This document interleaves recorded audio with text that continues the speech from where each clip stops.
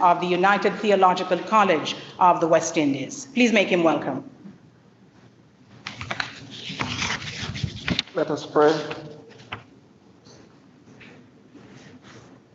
Source of human knowledge and skills, whose presence sustain our lives, in whose appointment our life stands, and who commit our work to us. We acknowledge today all those who use their work for the advancement and enrichment of life, and we do not profess to understand the joys, the strains and stresses they feel in their work.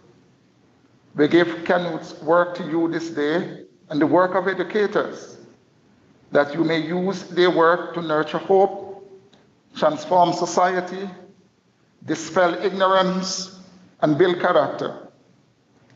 And so sustain our vision of a better world and give strength to make that work, we do that work unceasingly, and to make that vision real. Amen.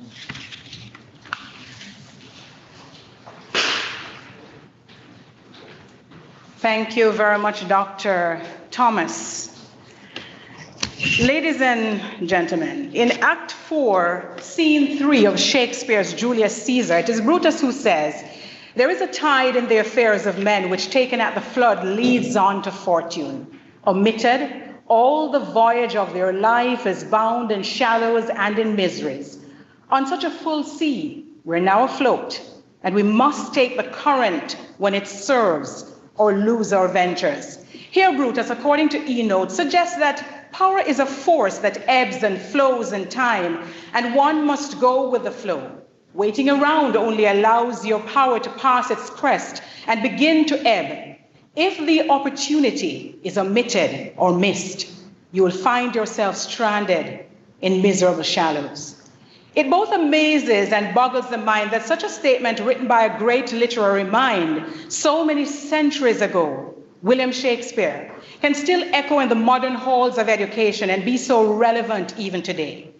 Today I juxtapose that Shakespearean quote against an extract of this latest work from Dr. Canute Thompson on page 34 of the online edition, in which he says, "Since higher education institutions are essential actors in creating well-balanced and constructive internationalization strategies, they must advocate for policy change at the governmental level if the policies are driving internationalization in directions that might not serve long-term academic purposes." Both works reflect a call for change and action. And what Dr. Thompson highlights, in much the same way that Brutus does for Cassius, is that unless we are willing to examine our current position, we will miss the opportunities that will lead us to greater heights and benefits.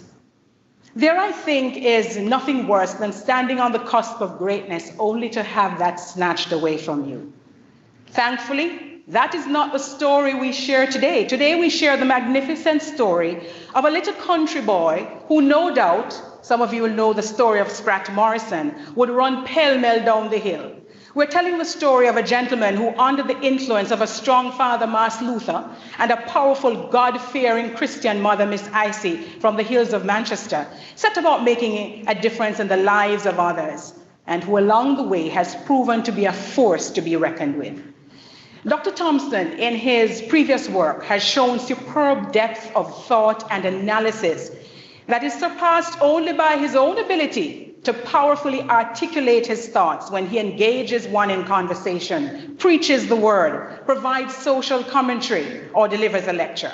And this, his latest work, is no different. It is replete with thoughtful analysis and observations on the kind of paradigm shifts that must be made if Jamaican and Caribbean people are to achieve the educational and developmental outcomes that beckon.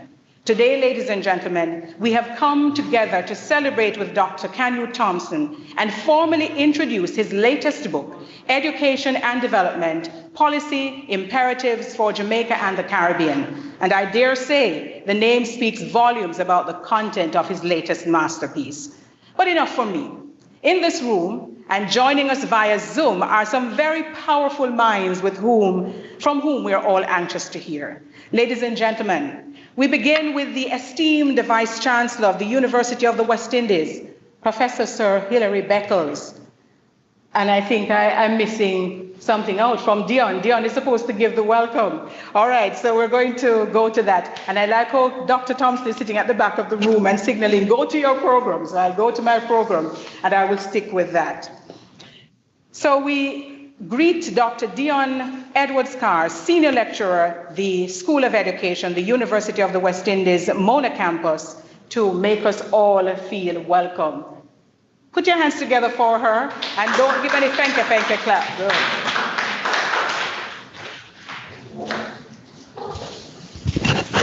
Thank you and good afternoon. My job is to bring welcome to you, ladies and gentlemen. Welcome to the School of Education in the Faculty of Humanities and Education, the University of the West Indies, to the launch of the 6th book of our colleague, Dr. Canute Thompson.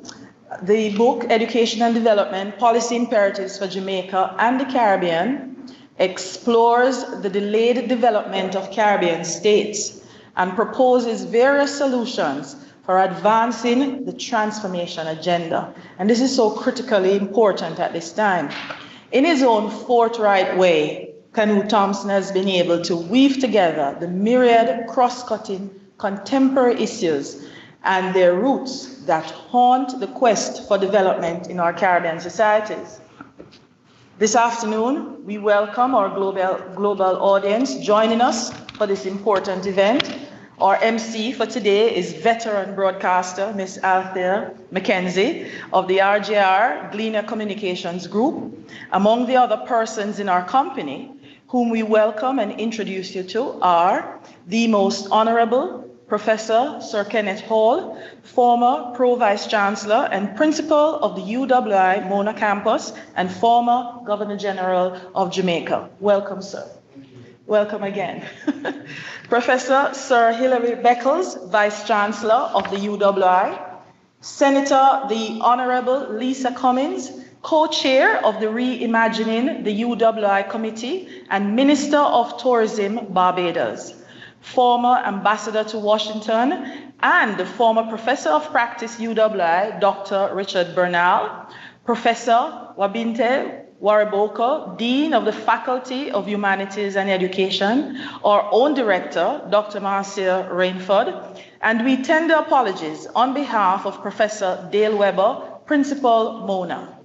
We would also like to welcome the members of the board of the UWI Press, Dr. Luz Longsworth, Chair, Professor Julie Meeks, Dr. Kathleen Monteith, Mrs. Lalita Davis Mattis, Dr. Elaine P. Roca, Professor Fonza Igina, Professor Denzin Williams, oh my gosh, Professor Evelyn O'Callaghan, Mrs. Andrea McNeice, and Professor Elizabeth Walcott Hackshaw.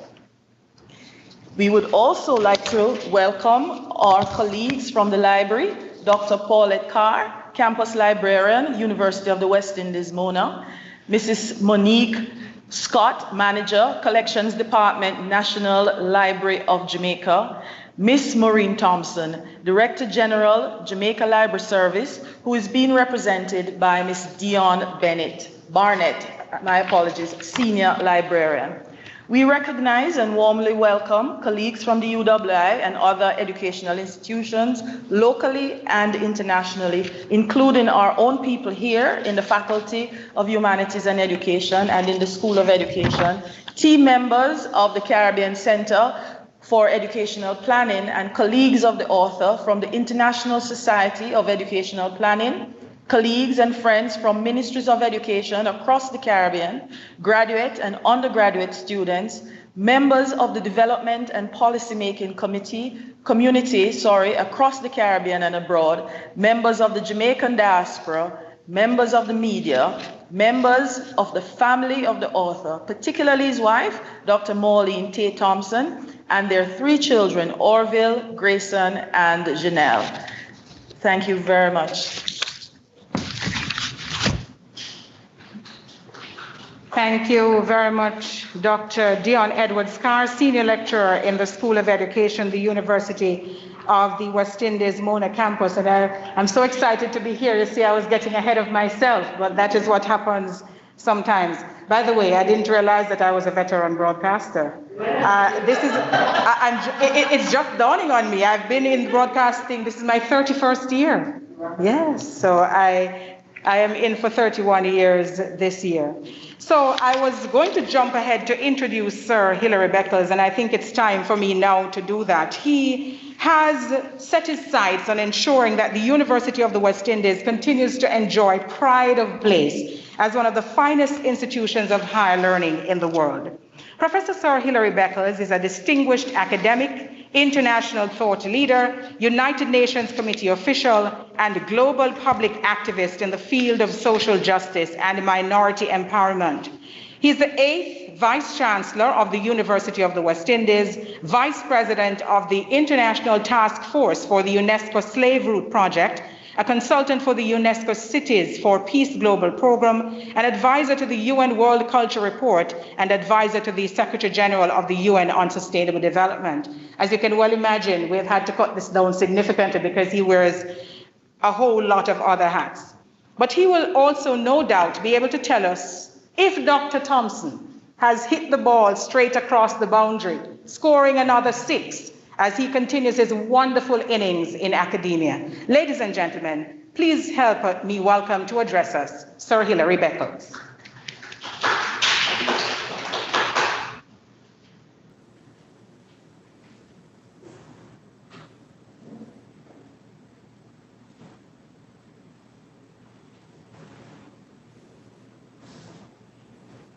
Thank you. Thank you so very much, Madam Chair. My good friend, Dr. Canute Thompson, and of course, our distinguished author, and Sir Ken Hall, my colleague, and of course, sharing this platform with him brings back many memories of our time at the Wicket. And of course, all of our distinguished colleagues within UWA across this region, and my colleagues of the University of the West Indies Press, our distinguished publisher. What a pleasure it is to be a part of this program in celebration of the intellectual work of Dr. Thompson. I was very intrigued by our Madam Chair, who made reference to the words placed in the mouth of Brutus and that whole discourse of William Shakespeare. And the remarkable thing about the fundamental truth of that relationship between time and process, if you imagine the significance of that moment in 1599 when Shakespeare published that work, and he wrote that thesis for a reason. Britain was having doubts about whether it should become an imperial nation.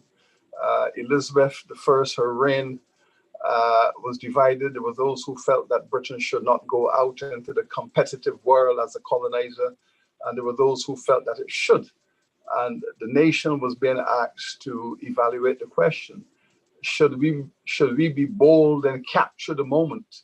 And if we miss the moment, we will pay a dear price. And on that occasion, Shakespeare was able to persuade the British public, yes, we should launch and seize the moment. Let us become an imperial nation, colonize and enslave. And he won the debate and won the day.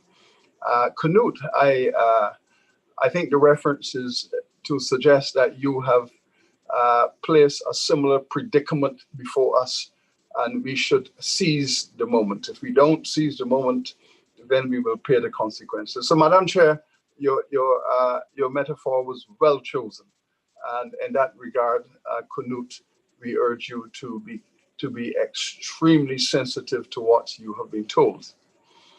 But the relationship between education and development, and the issue of policy imperatives for development in Jamaica, the wider Caribbean, This is the moment. It is undoubtedly clear that this is the moment. And we have to seize this moment. And Dr. Thompson has brought this to our attention. 4 years ago, when we were drafting the University of the West Indies strategic plan, we felt the moment, which is why our AAA strategic plan has as a subtitle, Revitalizing Caribbean Development. The concept that education at multiple levels could be the basis of rekindling economic transformation and social growth. All of this is very important. We have been faced of late with our COVID-19 that has taken the roof off the Caribbean household, taken the roof off the Caribbean nation.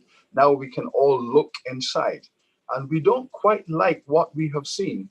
We can now look deeply into our Caribbean household, our villages, our communities, our nations, and we're not happy with what we have seen. And we need not only to historicize that, but we also need to examine the policy imperatives. And this is why this book is so extremely timely and relevant, because we are at the second phase of the nation building project, in which education was always imagined to be the engine of transformation, the project of nation building, of community upliftment, of achieving economic growth, achieving social justice, cultural dignity, all of the things that we want and hold dearly. We imagined that education was going to be the vehicle on which we would travel.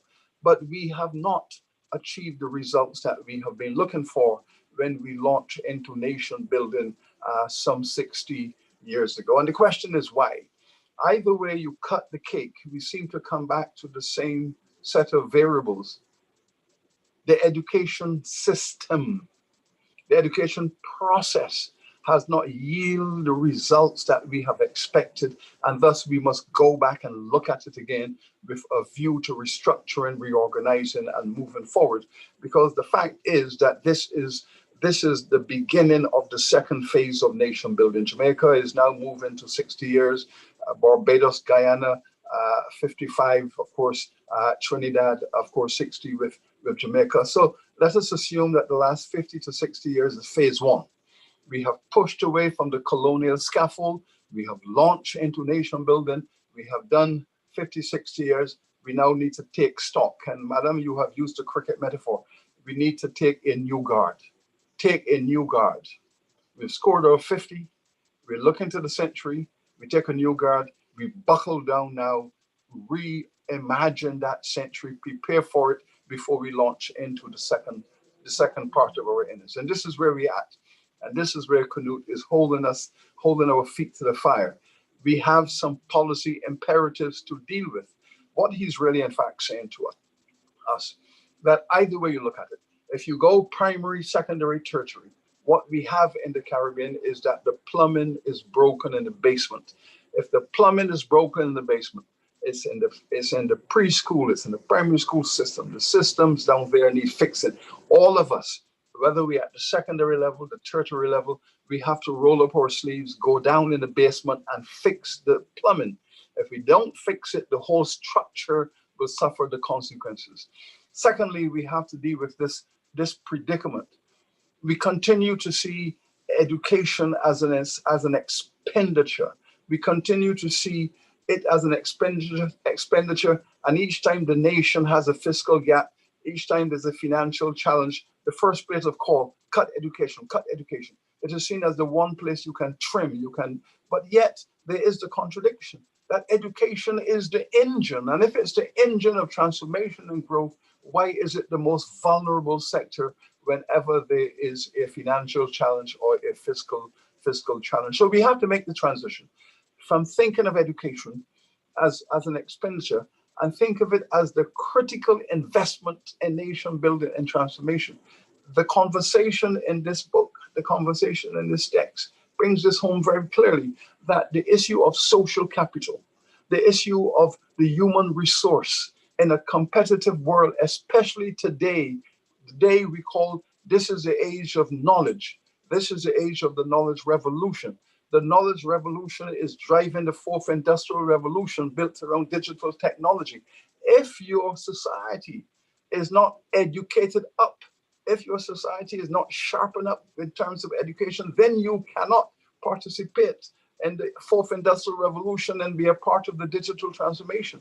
What COVID has done have shown us the consequences. You know, half of our children are now in a difficult position in relation to the schools because we have not been investing across the region in the way we should 10, 15 years ago and bringing the young people confidently into education. We are still having doubt about whether the state should fund education for children from primary to tertiary. There is doubt, there's deep division. Only 2 of our countries are currently doing that. 17 of them are not doing that. So the majority do not believe in funding education primary to tertiary. Trinidad does that, Barbados does that, but even now there is a sense that this might be a shortcoming. Then there's a question of how do we mix that alignment of content and curriculum to policy, another significant area which is an imperative, and all of these are important matters. But let me say this, I love the concept of that is gaining ground across the region. Why can't the region say that every household in the Caribbean should be producing university graduates? If you say that, then of course what you're committing yourself to is the investment in the primary, the investment in the secondary, because you're looking for the product. It is a tertiary product that will give you the highest yield and the highest returns. All of these conversations are very much at the center of this text, and this text is most relevant. If we do not do this, we will participate in the conversation of failure.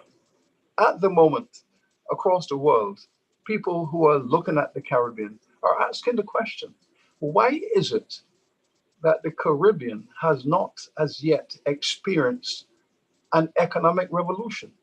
It's been 60 years. Why not? In the English-speaking Caribbean, all of the assets we've had, why have we not had an economic revolution? Why are we still trapped in endemic poverty?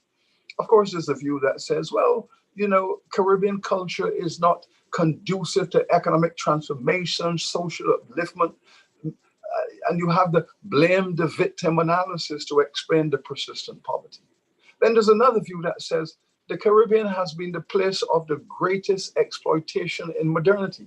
There is no place on this planet that has been extracted, its wealth extracted through slavery, colonization, leaving the people in dire straits. The Caribbean has been the most deeply and intensely exploited part of the world economy. That could explain why we have these structures that are not working and why education is so very important to push away. Let me give you quickly an example. 1962, Jamaica is on its way to independence. Bustamante, the late great Sir Alexander, he led a delegation to London to meet with the British government.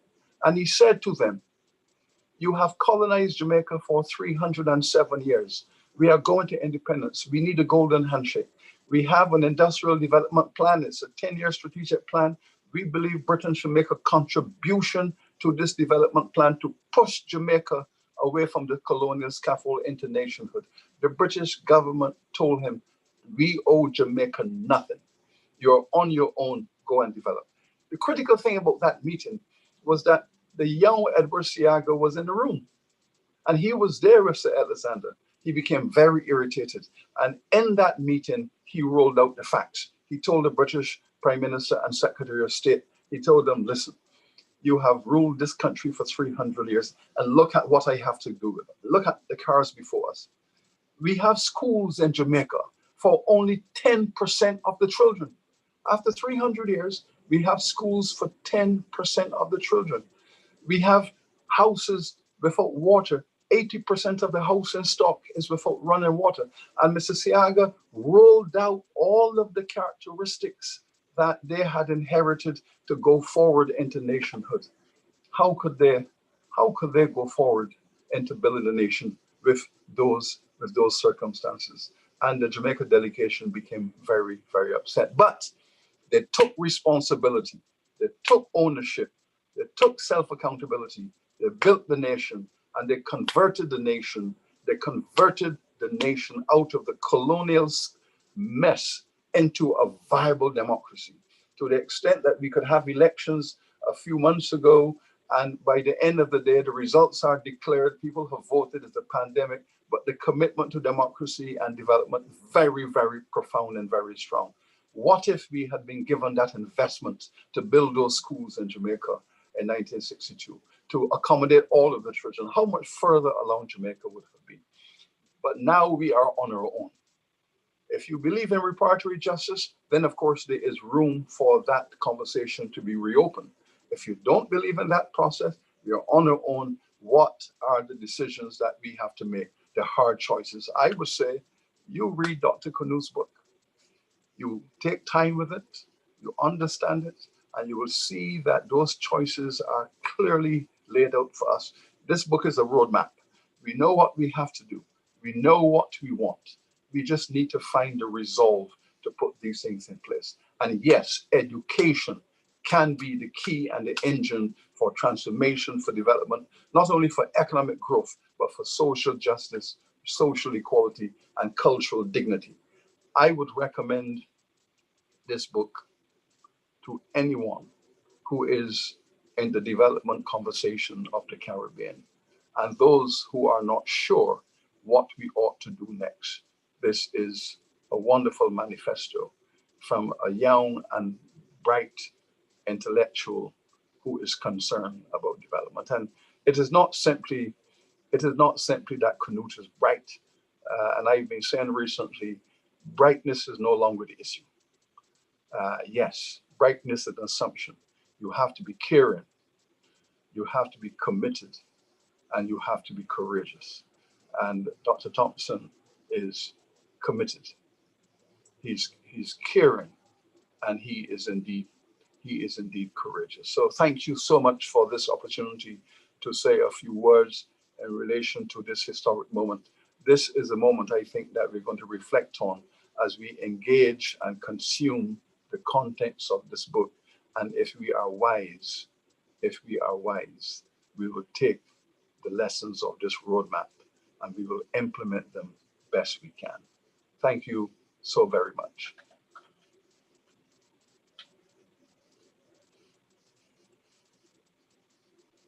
Certainly quite a bit to unpack, to chew on, to focus on. Thank you so very much, Sir Hilary Beckles. And I'm guessing, based on what you've said, that Dr. Thompson has in fact scored that 6, right? So he's adding quite well to his innings. Well, ladies and gentlemen, this is what it is all about as we seek to understand or develop a better understanding of the education system and development in the Caribbean. We have to have these kinds of conversations. Ladies and gentlemen, Ambassador Dr. Richard L. Bernal, until recently Pro Vice Chancellor, Global Affairs, University of the West Indies, is a former ambassador of Jamaica to the US and OAS and the author of 5 books. I doubt he needs much more introduction than that, so put your hands together and welcome him as he makes his comments.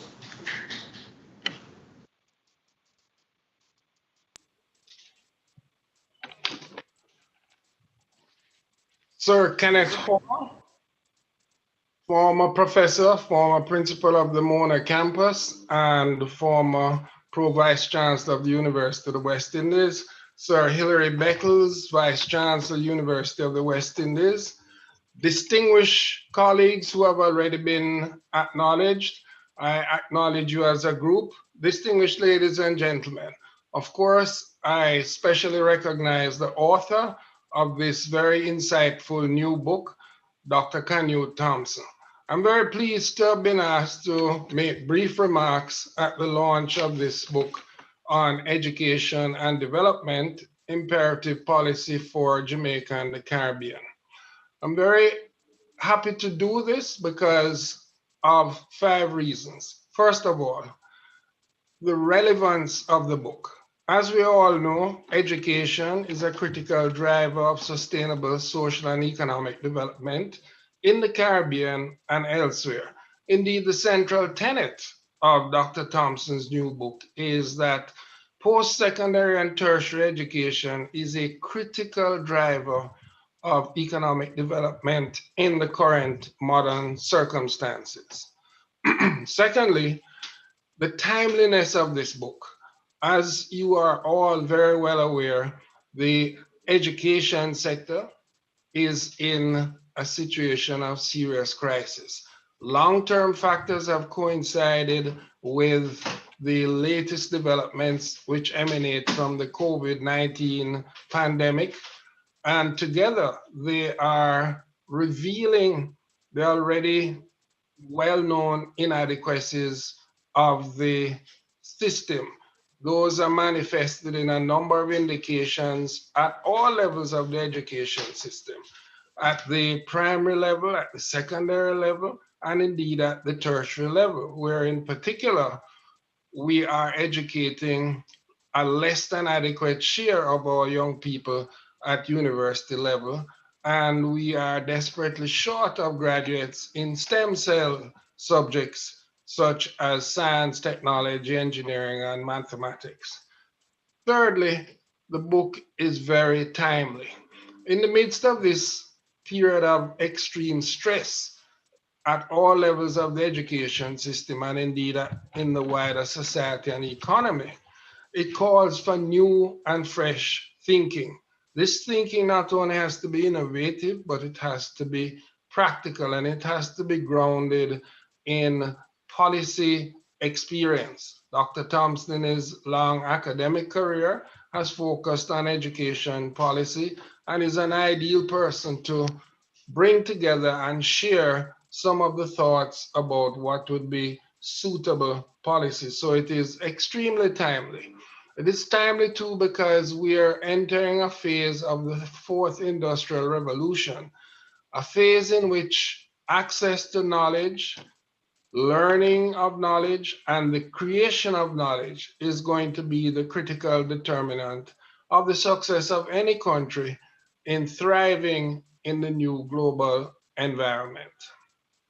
A fourth factor is the urgency for us to study these policy recommendations. The challenges, as I mentioned, are a coincidence of long-term factors and new cyclical existential threatening factors. And together, they make the situation for a rethink of education policy extremely timely and urgent. In addition, there is the challenge that has to be faced. And Dr. Thompson in his book is well aware of this. He outlines a number of the aspects of this challenge, ranging from crime to a shortage of financing. He, however, maintains that it is the function of governments to find solutions, including solutions to provide for adequate funding for an education system at all levels, which will provide increasing access and to produce the kind of education which gives the society a human resource base with skills for not only meeting the current circumstances, but to adapt strategically and progressively to new challenges. Finally, Dr. Thompson has a rare quality. He has the quality of a pellucid writing style. His data is well marshaled, and the way he organizes his argumentation is very clear and easily accessible. This is important because the value of this book in changing education policy based on the recommendations of Dr. Thompson depend on their accessibility. Because of how the book is presented and because it's a relatively short book, 162 pages, it will allow accessibility beyond the education sector, beyond the academic community. It will be something which will inform the public discourse and to engage the wider society in this crucial and timely debate. I wholeheartedly recommend this book as essential reading for all those interested in the social and economic development of the Caribbean now and on a sustainable basis in the future. The book also has wider relevance to other developing countries, and I regard it as a valuable and important contribution, which is essential reading. I'm sorry my time is so short. There's a lot more I'd like to have said, but I've been very pleased to participate in the launch of this very important book. Congratulations to Dr. Canute Thompson. Ladies and gentlemen, you're allowed to give a little applause here and there, yes. We thank Ambassador Dr. Richard Bernal very much for his presentation. I'm taking notes as I go along.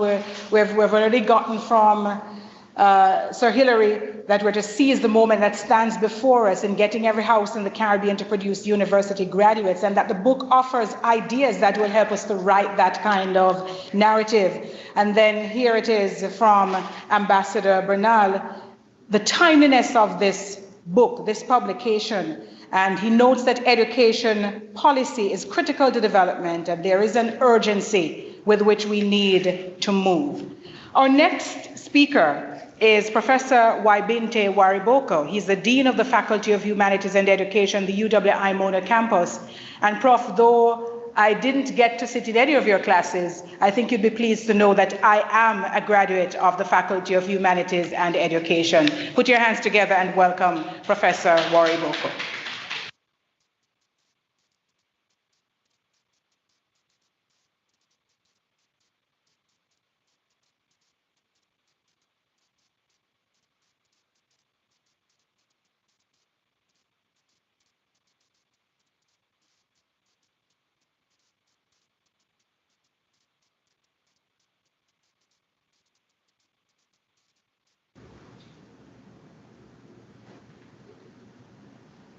Professor, we're not hearing you, and I think there may be a challenge with your microphone, so try to unmute.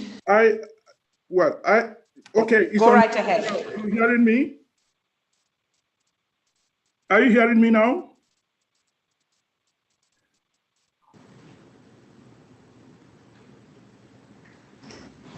Are you hearing me now?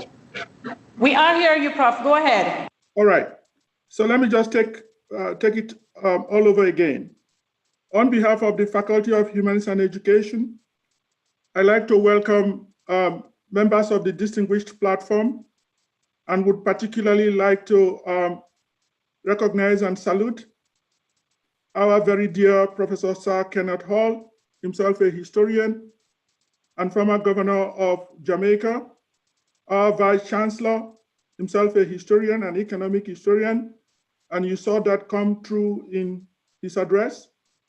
Professor Sir Hilary Beckles, our Vice Chancellor, and also welcome members of the online audience to this auspicious occasion, the launch of the book, Education and Development Imperatives for Jamaica and the Caribbean, by one of my colleagues in the School of Education, in the Faculty of Humanities and Education, Dr. Canute Thompson. This book, as many of us are aware, is coming on the heels of 3 previous books within 6 years. That's by my own count. Has provided yet another proof of Dr. Thompson's productive mind as a thinker, scholar, and educator.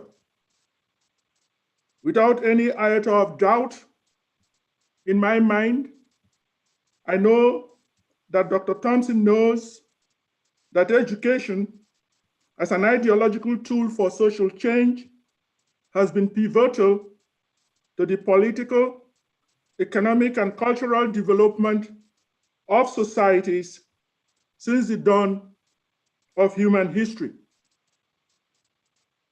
And this is applicable to literate and pre-literate societies if you took a broad definition of education. But I'm able to say that the book we're about to launch today will contribute to the body of historiography that explores the dialectic connections between education as a discipline and development as a discipline in human societies, particularly in the erstwhile Caribbean colonial societies. Colonial universities, quote and unquote, in support of the civilizing mission, quote and unquote, in subjugated colonial societies here in the Caribbean, including Africa, had deliberately set out to train elites who would merely step into the shoes of the outgoing colonial rulers and become exploiters of their own people to the ultimate benefit of the metropolitan countries. Colonial university, quote and unquote, according to one of the most celebrated and respected historians, John Hargreaves, is an institution that, quote, paid greater attention to its standing in the eyes of foreigners than to the relevance of its activities to the needs of his own country, unquote. Hence, the post-colonial state, with unreformed colonial universities, became a mere elongation of the colonial state, incapable of promoting and even initiating genuine socioeconomic development after independence. Extant literature has shown that decolonizing universities, especially those which began as colonial universities, has been both challenging and rewarding to educators, scholars, statesmen and stateswomen since the end of colonialism globally in the 20th century. Given this historical backdrop, it might be pertinent to pose this question as we launch this book. To what extent in the 21st century are universities in erstwhile colonial societies producing relevant curriculums that pay greater attention to, quote, the needs of its own country, as opposed to colonial universities that paid greater attention to its standing in the eyes of foreigners? You have listened to the Vice Chancellor take out time to talk about our own strategic plan and what the University of the West Indies is doing in relation to the issues surrounding the question I have raised. Post-independence politics have shown that universities cannot run away from addressing the needs of their own countries if they are to remain relevant. When I wrote this, now it appears I was anticipating the Vice Chancellor, but I had no conversation with him. I am only thinking the way historians think, and I'm a social historian of Africa, African history. Dr. Thompson, therefore, I venture to say, has undertaken to address one of the most salient intellectual and theoretical questions of our time. And although I haven't read the entire book, I'm hopeful that he is poised to address these issues, some of which I have touched by way of posing questions. I'm very, very hopeful that it will be an excellent reading and reference for researchers, for undergraduate and postgraduate students, as well as for policymakers within and outside of government offices in the Caribbean. Therefore, on behalf of the Faculty of Humanities and Education, I would like to close by congratulating Dr. Thompson for achieving yet another milestone in his academic career with the publication of Education and Development Policy Imperatives for Jamaica and the Caribbean. Well done, Thompson. Thank you. We thank Professor Waibinte Wariboko, Dean of the Faculty of Humanities and Education, and I'm taking notes as I go along. And of course, the motifs of education and policy development, that is what is being carried out throughout the presentations that we're hearing thus far, and with good reason, because of course that is the thrust of this latest book that has been written by Dr. Canute Thompson, Education and Development Policy Imperatives for Jamaica and the Caribbean. And no doubt we're going to be hearing more of that as we go throughout the afternoon. We're moving, I think, very nicely along, and so I'm going to move now to the presentation from Dr. Marcia Renford, who is the director of the School of Education, the University of the West Indies Mona campus. She's currently, as we said, the director. She is a pragmatic, dedicated, and caring teacher educator with a passion for teaching, for deep learning. She is an avid advocate for student-centered instruction. She holds a PhD in science education from the UWI, and her career is longer than mine. It spans 40 years in the field of education. She is the veteran. Put your hands together for her.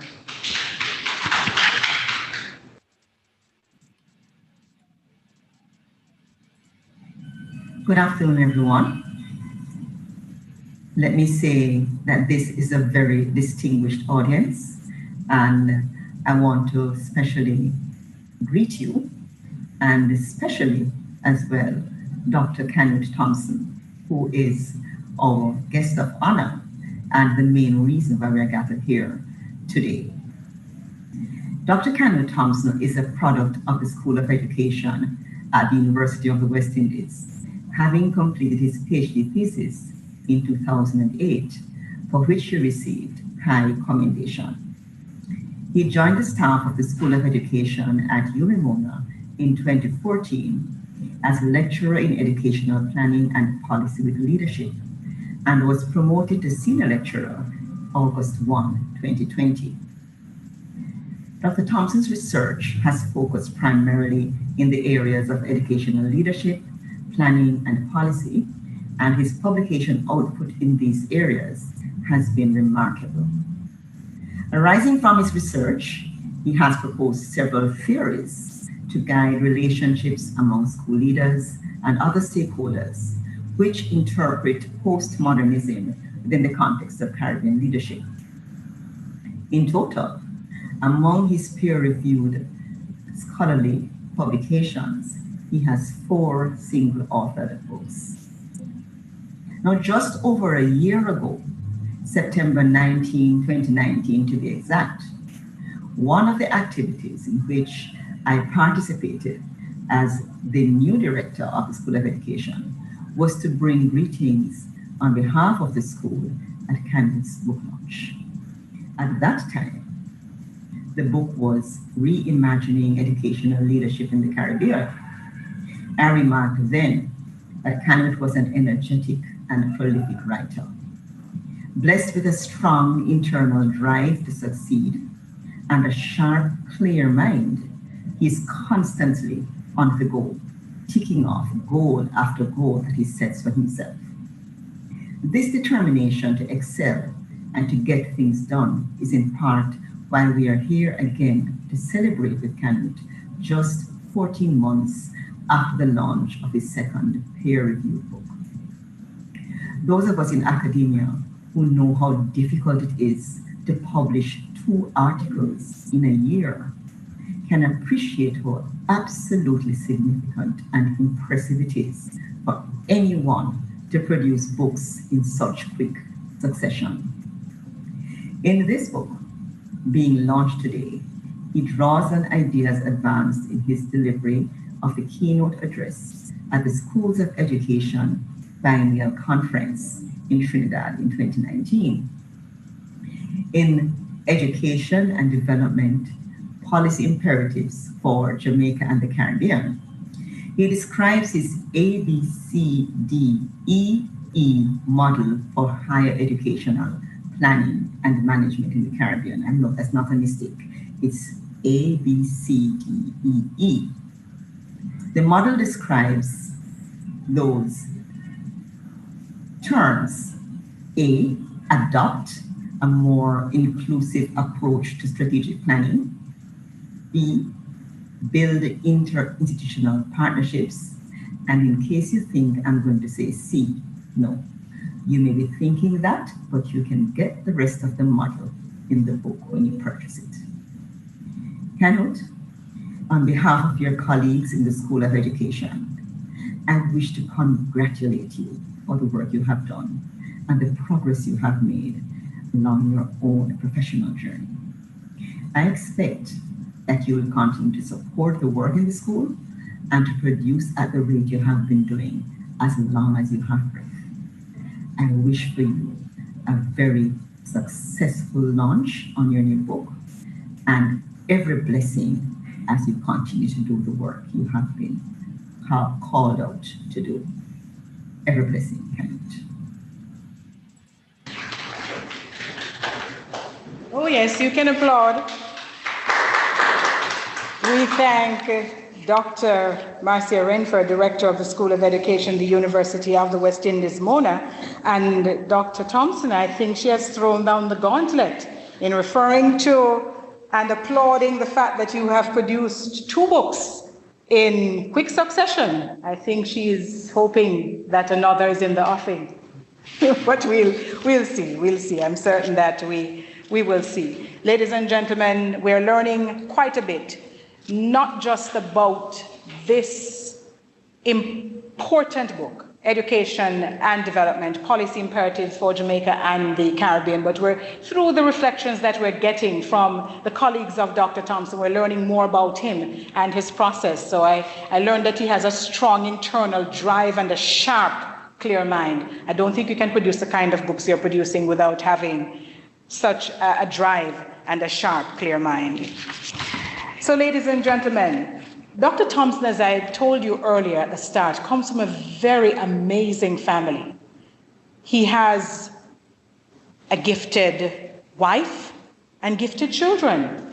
And we couldn't allow this afternoon to pass without including them in some way.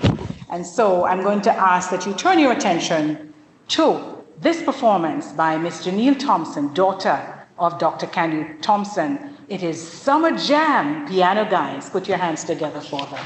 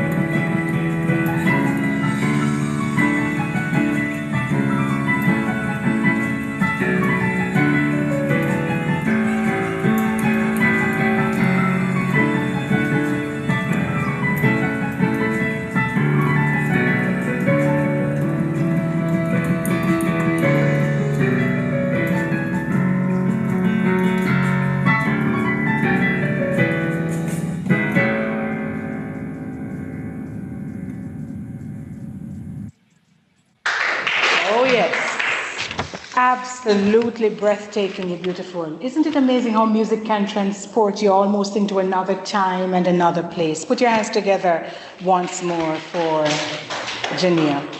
Just ahead of the introduction of our guest speaker today, I just want to give you some information, really very important. The UWI Press advises that education and development policy imperatives for Jamaica and the Caribbean and other UWI Press books can be purchased at a special 50% discount from www.uwipress.com, and you can visit the website for details. Conditions apply. So please check that out. If you have not yet gotten your copy, now is the time. And of course, you can purchase other publications from the UWI Press. So we are encouraging you, those of you who are joining us, wherever it is you join us from across the world, make sure that you pick up your copy of Dr. Thompson's book today or any other day, as a matter of fact. I really need to find out whether or not this 50% is just for today, but we'll get that information a little bit later on. So, ladies and gentlemen, we have been waiting with bated breath to hear the guest speaker, but I'm not the one who's going to do the introduction. We're going to turn that over to Mrs. Alicia Morgan-Lewis. She's a graduate student, Educational Planning and Policy Program. Put your hands together for her.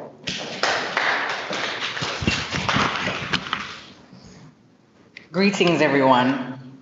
Let me first congratulate Dr. Thompson on the publication of this, his 6th book, and wish for him all the very best. I'm sure it will make an interesting read. I have the delightful task of introducing the very esteemed erudite gentleman who is today's guest speaker, His Excellency, the Most Honorable Professor Sir Kenneth Octavius Hall, ONGCMG, OJ, and Knight of the Collar of the Order of Civil Merit Spain, was Jamaica's 5th Governor General from February 16, 2006 to February 26, 2009. Prior to serving as Governor General, he was Pro Vice Chancellor and Principal of the University of the West Indies, Mona campus. His Excellency holds Doctor of Philosophy and a Master of Arts degrees in History from the Queen's University, Ontario, Canada, postgraduate diploma in International Relations, and a Bachelor of Arts honors in History from the UWI. Sir Kenneth still holds appointments as Professor Emeritus and Distinguished Fellow at the UWI. His Excellency has had a distinguished career in education, international relations, and public service that spans more than 5 decades. His tenure at CARICOM from 1975 to 1977 and from 1994 to 1996 buttressed his insight into the challenges and opportunities for regional integration and international relations of the Commonwealth Caribbean. These experiences and his unique historical acuity formed the genesis for more than 50 published books and monographs on CARICOM and international integration since 2001, including Contending with Destiny, the Caribbean in the 21st Century, Governance in the Age of Globalization, Tourism, the Driver of Change in the Jamaican Economy, Economic Transformation and Job Creation, the Caribbean Experience, Regional Integration, the Key to Caribbean Survival and Prosperity, and CARICOM Single Market and Economy, Genesis and Prognosis. His Excellency was conferred with the Order of Jamaica in recognition of his stellar contribution to education and regional development in 2004, and the Order of the Nation in 2006 on his appointment as Governor General. Today, Sir Kenneth continues to lend his extensive leadership, corporate governance, philanthropy, and business development acumen to provide expert advice and advance transformative change applicable to varying contexts. He has served as chairman and in other board appointments at numerous organizations, including the Bank of Jamaica, Bank of Nova Scotia, Jamaica, Caribbean Community of Retired Persons, Caribbean Examination Council, Greater Augustown Film Festival, and the University of the Commonwealth Caribbean.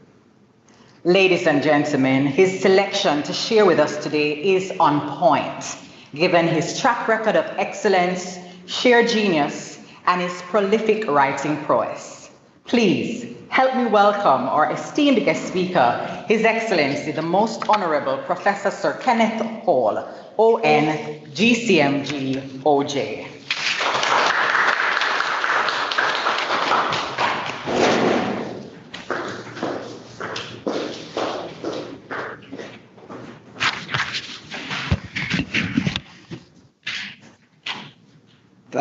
Thank you so much. Modesty forces me to deny all of what you've just said and to renounce any claims and expectations that my presence here will raise the barrier. On the contrary, let me say how delighted I am to be in the Faculty of Humanities and Education, a faculty with which I've had long association. The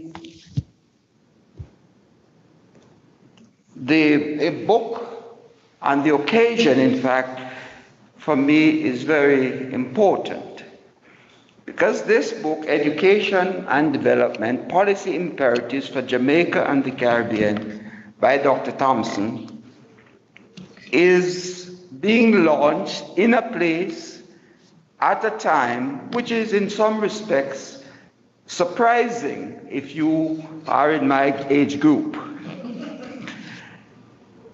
Because there was a time when the idea of development would not have been raised in the Faculty of Humanities, and particularly in education. You would have education as a distinct discipline, but had no connection to development. It would not have been expected that if you look at this program, 3 historians, after all, would have been featured. We would have been put on the side and said should record what has happened rather than commenting on the development itself. And so let me begin by acknowledging my indebtedness to my 2 historians who spoke before me, Sir Hilary and Professor Warburg, because they have set the context and the urgency and the time within which this book should be evaluated. I want to, though, acknowledge that the themes of this book go beyond education. It is about education, it is about development, and it is about regionalism, all of which I think makes a very, very interesting package. When I read the book and read about this occasion, I could not help thinking of the late Professor Norman Gervin, one of the deans of development.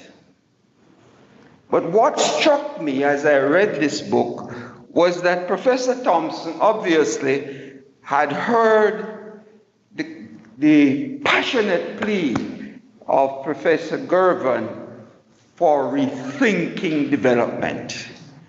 Because what he has done is to place development within the context and to explain development not simply as growth or the increase in GDP, but rather to place development at the service of people and to explain development within using a far more complex set of criteria by which we should decide whether we are developed or not. And for that, I think Dr. Thompson has taken up the challenge and broadened our understanding of both of development in itself. I dare say, Dr. Thompson, future scholars will be forced now to place education, social activism, advocacy by academics, as well as issues of crime, equity, justice, as central issues in their efforts to overcome the hurdles and create new conditions for the quality of life of the Caribbean people. And that, I think, to that we are all indebted to you for that, placing all of those within the framework and in the discourse for development. Now, my colleagues have set the context eloquently. And so when I was asked to do the book, I said, now what exactly do you wish me to do? And Dr. Thompson told me, well, you don't have to do much. Simply say what is in the book. I said, oh, well, that is lovely. I wouldn't have to prepare. Dr. Thompson, I must tell you privately, when you called me to ask me to do this, as a retired person, I said, good, I am finished with this, all of these things. And in fact, when you spoke to me, I had just packed up the last box of my books, moved them out of my office, and they were on the way to Montego Bay to the Western campus. In other words, as far as I'm concerned, I was finished with development, I was finished with higher education, and I was now going into full retirement away from the discourses which are here today. But on reflection, I thought the book, I would at least try one more. And I was influenced in doing so by another consideration. A few weeks ago, I attended a function for the Excellence in Caribbean Awards. And one of the recipients of that was our own Dr. Burke, whose work was given the award for excellence because of the work she had done in transforming the lives and livelihoods of over 40,000 persons in the inner city in Jamaica. And it was work which therefore had relevance to what the university was doing. And so this book is part of my sense of what the university can do as an agency of development. The link, therefore, is that it's not simply that development can occur without education and vice versa. What is clear and what your book suggests to us is, frankly, you cannot have a development or developed conditions without education as its foundation. In other words, we can now remove the notion that education should be discussed in its own as a separate entity and variable from the wider issues of the development of the society. What this book has done is to place it, and clearly place it, as Professor Beckles has done, within the broader context of the historical evolution and the challenges that we face as a country. I therefore would suggest that Dr. Thompson has grappled with these issues and has made a seminal contribution to the discourse of development in this region. And this book is clearly in that. And his treatment of the issues is substantive. They are provocative and, from my perspective, enlightening. His analyses and recommendations provide very useful points of reference in the formulation of policy for the region. And I shall go back to that later. What is clear, though, as you read this book, is the extent to which there are still deficits in the development dialogue. And he acknowledges that both in terms of the deficits, but also in terms of the policies. And here I think is the distinctive contribution of the book, because it's not simply identifying issues, it's also identifying what can be done and the policies that need to be pursued if we are to address them. So it is clear in this book that he acknowledges that the commitments that governments have made over centuries, and in this case since independence, have not been realized. And in fact, they have worsened as a result of the devastating impact of the coronavirus. What is of interest, though, is that these issues were on the table before. Dr. Thompson's contribution and the relevance of the book is that these were not issues which I knew, but to pull them together to make sense of the future, to provide hope, to provide the conditions for our development. I think those are some of the contributions which I consider in the book. Let me therefore suggest some of the following.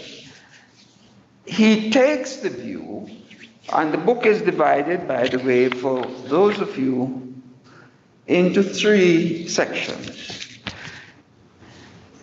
When I was doing this, Dr. Thompson, my wife said, but if you did this, nobody will need to buy the book. So, at the expense of taking away the purchase of the book, but I thought I'd at least tell people some of what's in it. The book is divided into 3 parts. Issues in higher education, and it explores all of the issues. Part 2 deals with social activism, economic development, and crime. And you have to have a wide imagination to see all of those, how they are linked. So you need to buy the book for that. And part 3 deals with leadership and institutional development. The central focus of the book, though, is how education and other social realities and cultural realities, including political practices, citizenship, citizens' activism, may be addressed, and more important, repurposed for the process of development. In other words, Dr. Thompson is not simply saying that these problems exist. He's saying we should use them. Let us see how we can use them, transform them into active contributions to development. I'm sorry. Now, in tackling the complex issues of the contribution of education to sustainable development, he argues that higher levels of socio-economic development and improvement in the quality of life for the Jamaican and Caribbean citizens are directly linked to access to education, and particularly access to higher education. Yet the transformative impact of higher education is linked to finding solutions to such issues as trade, and particularly trade in services, which many of us knew for years had been to the great disadvantage of countries like the Caribbean countries. Dr. Thompson, I was tempted to say Professor Thompson, and I'm advocating that Professor Thompson. Advocate. No, since I'm retired, they can't fire me anymore, so I'm free to. I'm free to speak as an academic now, freely. But anyway, the author makes some recommendations which will ensure that education plays a central role. Specifically, he strongly recommends that our education institutions should exploit the new opportunities in the area where online learning is the norm. He recommends, therefore, that higher education institutions across the region, with the support of their governments, should invest heavily in the online learning infrastructure, because this has the potential for making education's contributions more effective in the whole process of development and social transformation. Here, though, as an educator, I suspect Dr. Thompson is not free of one of the major constraints on education providing that linkage and that transformative, the matter of funding.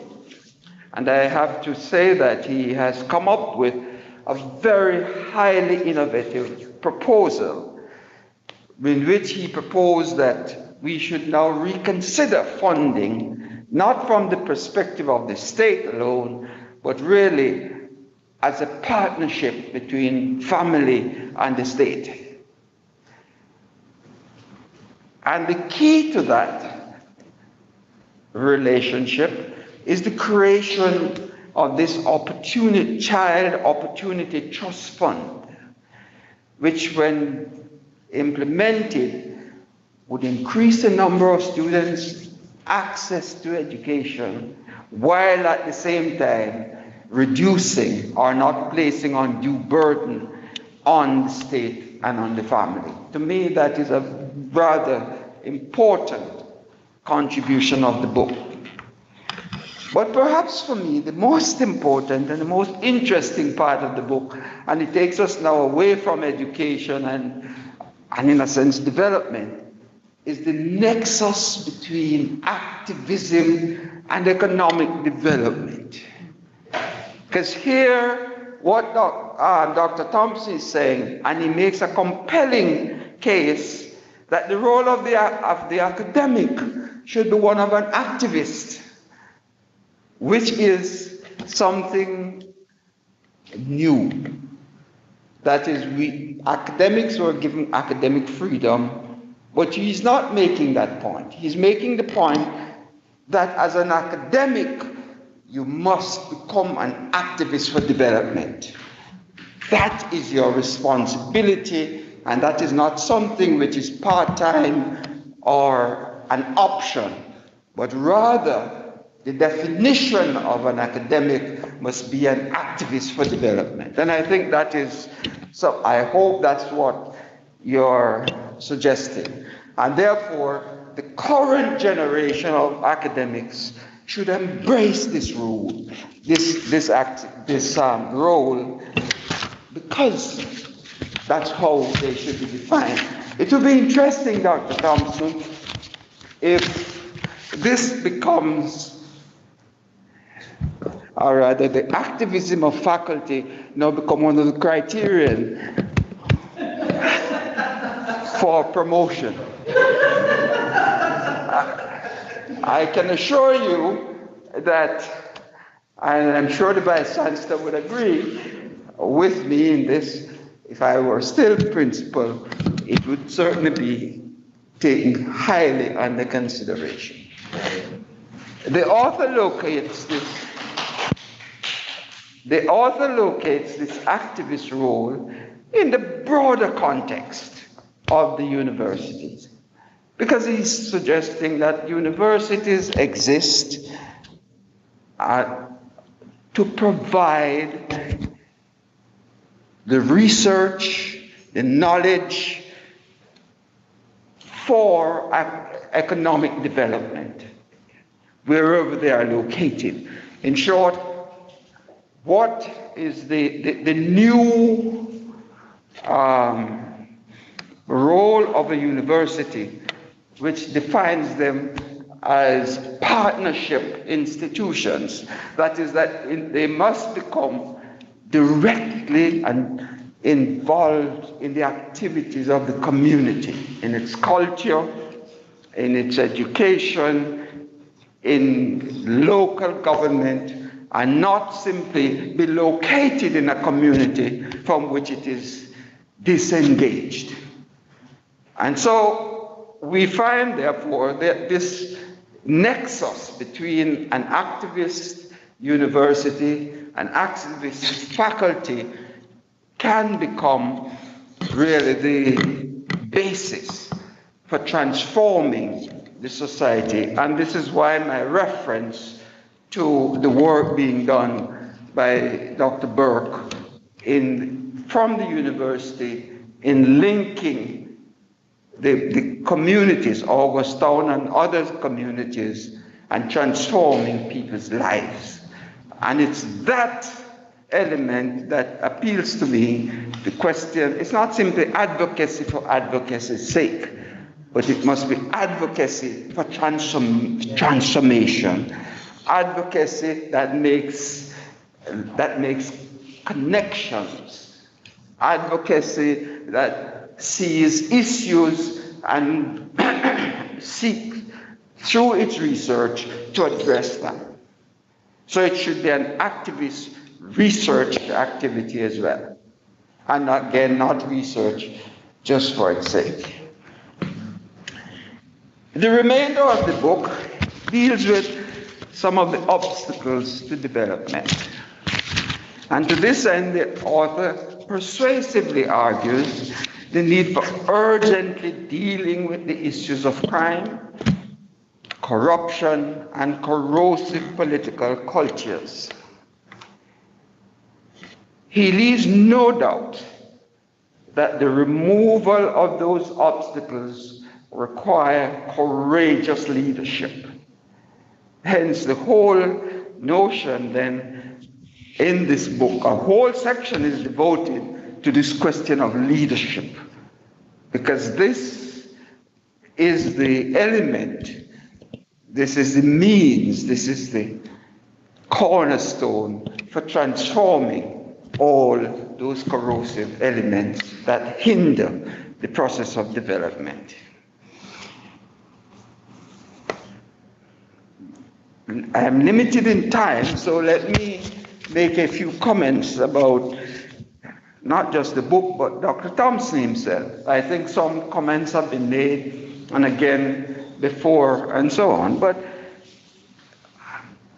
the question would be, how does Dr. Thompson become an authority on development?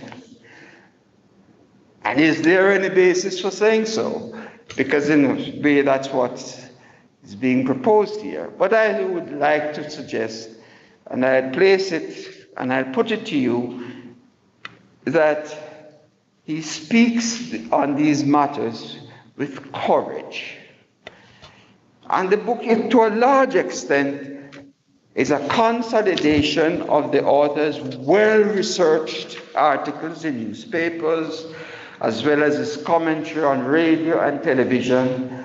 And because the University of the West Indies is no longer simply a university for the Jamaica or even the Caribbean, but a global university, his work has now been taken up by the diaspora and by news stations overseas. Again, making Dr. Thompson not simply a local scholar in the Faculty of Education, but rather a global personality who can carry the message of change to a wider community. His exploration of the issues related to education and the various facets of public policy, national development, leadership, governance, and accountability has been persistent, untiring, and fearless. A careful reading of the book has persuaded me of the alignment between the persona, the activities, and the recommendations of the author. In short, he's not simply recommending things that he's not doing. Dr. Thompson is an activist. He writes as an activist. He behaves as an activist. I don't know if I have not seen him out on the front gate yet, to close the university gate yet, but in my time, Dr. Thompson, permit me a bit of, in my time, you'd have had to pass that test when I was a student and even when I was the principal. You had to pass the test of closing the gates before you become an activist. But I hope you don't have to do that in order to get the changes which you have advocated. And so you'll get a pass on that. But your activist role is clearly well established. So you are, in my view, you have the capacity, you have earned the right to speak on these issues and to be heard on them. As a result of that, then, Dr. Thompson has created an instrument for conveying and continuing the conversation and advocacy that is in the book, The Model, by heading the Caribbean Center for Educational Planning, which is not just about educational planning. It's really about how education can transform Jamaica and the Caribbean, and hence the link that I have suggested at the beginning between education, development, and regionalism. And the Caribbean Center for Educational Planning clearly complements and has now been set up as an instrument for carrying this work forward. So the book will simply serve as in political terms, as your manifesto for, and it is interesting that the two should go together. I would suggest, therefore, that if you wish to find out what this is going to read Dr. Thompson's book, and then you will understand what it is about, what he's about. And permit me, on a point of personal privilege, to signal to the audience that I have been invited by the University of the West Indies to chair the advisory board of the center. And I thought about it long and hard, but in accepting the invitation, I was greatly influenced by the leadership role of Dr. Thompson, whom I thought, and in my assessment, possesses the kind of creative and courageous thinking that this center will need for success. I'm looking forward, therefore, to working with him, using this book as our manifesto and his other writings as we go forward in the transformation. Let me conclude then by saying that the book is inspiring and insightful as it is substantive, and as somebody referred earlier, it is stylistically compelling. It's easy to read, you understand what it is saying, and although it is revolutionary, you would not think that Dr. Thompson is revolutionary when you read his book. It's easy to read, but you get caught up in it so that you're persuaded by the arguments and by the logic of in the book. I highly recommend this book to policymakers, for anyone engaged in courses for socioeconomic development, for leadership, in governance, higher education management, and strategic planning. It's rare for a book, a single book, to have relevance for so many groups, and yet this is exactly why this book is so valuable, because all of these groups can find section in it that is relevant to what they're doing in building the architecture for development of the Caribbean. Thank you so much, ladies.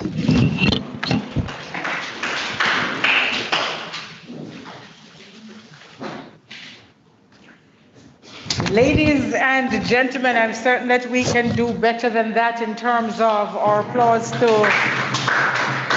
Sir Kenneth, who really has given us, Sir Kenneth, more reasons to read the book. Yes, more reasons to read this book. And let me take this mask off. I find it very restrictive. And as I was taking the notes, there are certain things that jumped out at me. Education was one separated from the idea of development. Dr. Thompson has brought them together in this book. The suggestion of a rethinking of development within the context of the service of people. It is not something that we have been very big on, quite frankly, and something that we need to focus our energies on.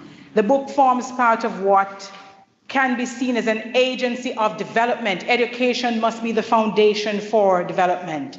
And then he used some words, substantive, provocative, and enlightening, and suggested that the role of academics should be one of activism for development, advocacy for transformation, and describing Dr. Thompson as a global personality who can carry the message of change to a wider society. And boy, do we ever need that message of change to be carried to wider society.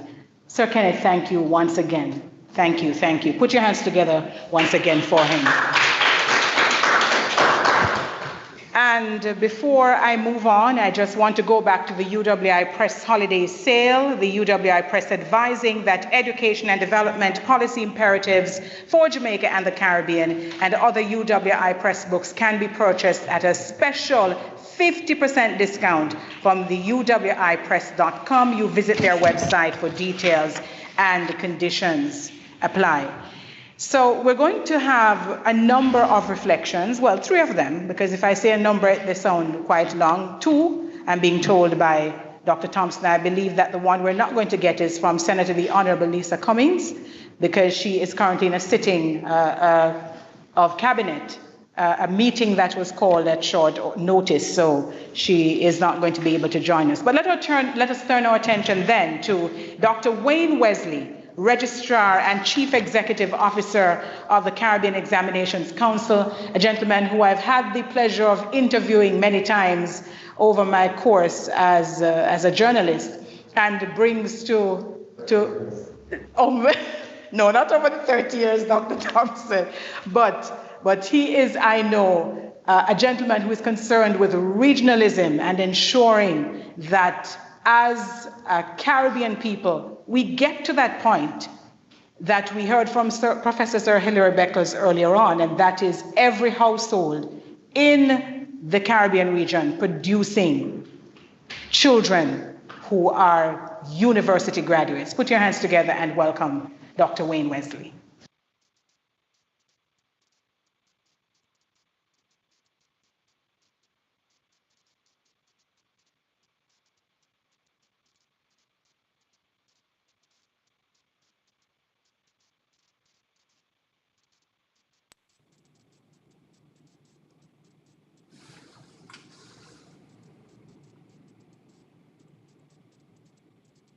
So we are waiting for Dr. Wesley to join us. Can you hear me? I think I hear him coming through. All right, very good. Good afternoon, all. My video is actually with the center, so they are queued to do that. My video is actually with the center, so will the center be playing the video? Because though I'm connected here, can you hear me? We're hearing you clearly, Dr. Wesley. and they're going to try to see if they can sort that out. But because I know that in radio you're not supposed to have any breaks, perhaps what we're going to, and we shouldn't have them on television either. I don't know if we could go to Mr. Olata Sam, Education Specialist, the Ministry of Education, Ghana, while we wait for the center to provide that video from Dr. Wayne Wesley, and I'll get the thumbs up in just a minute. This is one of those moments now where you wish you had had a song prepared to sing, but unfortunately not so. So I'm simply going to have to wait and perhaps use this time to again advise you of this wonderful sale that is taking place, the UWI Press Holiday Sale. Christmas is a-coming. Give your friends and families the gift of education. Give them a book from the UWI Press.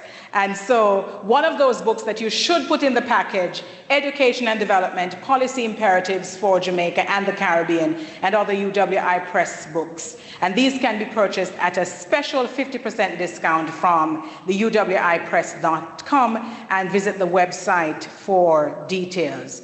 But I'm going to use the opportunity to speak about how much we're being challenged this afternoon to see ourselves, to move beyond who we are as individuals, and the connectivity that exists among us as Jamaicans and as Caribbean people in terms of education and development.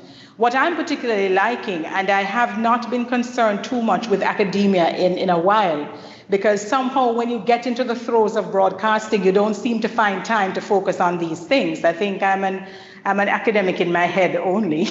I have spent much of my time focused on broadcasting.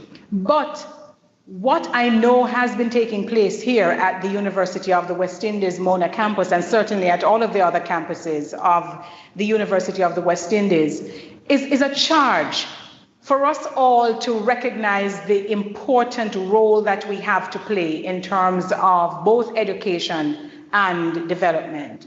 It is also going to be very important for us to take our children on that journey with us. I was telling my daughter, who is now 21, she is a second-year student here at university doing animation. Yes, she's doing animation. It is not something that I would have thought of as a young woman, because I never had those kinds of opportunities. But the important thing that she is doing is coming to university at a time when I was not able to come to university, because it took me another 10 years past her age before I was able to come to the University of the West Indies. And at that time, I was doing so because I was then in a position to pay for that myself. But she's being presented with this opportunity. And that is what we need to make our children understand, that the opportunities that they have now are opportunities that perhaps we did not have. And so we want them to embrace that and to see it within the broader context of the contribution they can make to education and development. I don't know which video is ready, but whichever one comes up, we will take it. So let us see what it is that they have for us, and then I will comment afterwards.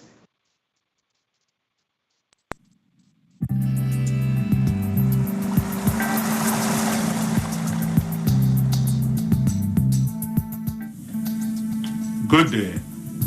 It is my privilege to provide this reflection on Dr. Canute Thompson's sixth book, Education and Development, Policy Imperatives for Jamaica and the Caribbean. The author, steeped in academia, is a prolific writer on contemporary issues of governance and leadership.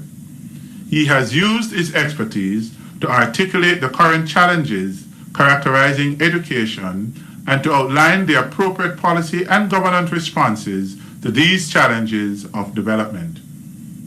The concept of a higher education system without borders is explored with pertinent leadership and policy ideas presented that are solution-oriented. Particular insights are expounded upon in relation to higher educational institutions embracing a new paradigm of enterprise expansion requiring an entrepreneurial mindset. Set within the context of Jamaica and the Caribbean, the book delineates the socioeconomic issues facing the education system with meaningful and appropriate references to the global realities. The use of academic references and authoritative sources such as the International Monetary Fund, World Bank Report, the General Agreement on Trade in Services, among others, gave credibility to the positions articulated. The book's introduction presents a compelling case outlining a plethora of dysfunctional complexities that are impeding the progress of education and development. These dysfunctional complexities form the basis for the prescribed policy imperatives. In addition, the book captures the highly contentious but very important issue of financing education. An insightful chronicle of plausible approaches, including the industry-aligned Chinese model, are discussed towards the development of a sustainable financial mechanism for higher education. The book presents an informative evaluation of the role of academics in the development of Caribbean society through a critical interrogation of whether or not enough is being done to support the socio-economic development of society. The discourse regarding the significant contributions that were made by academics in the past is not only historically interesting, but also highlights the tremendous potential for even greater contributions for current academics. The book would not be complete without addressing the crucial and perhaps central issue of sustainable economic development.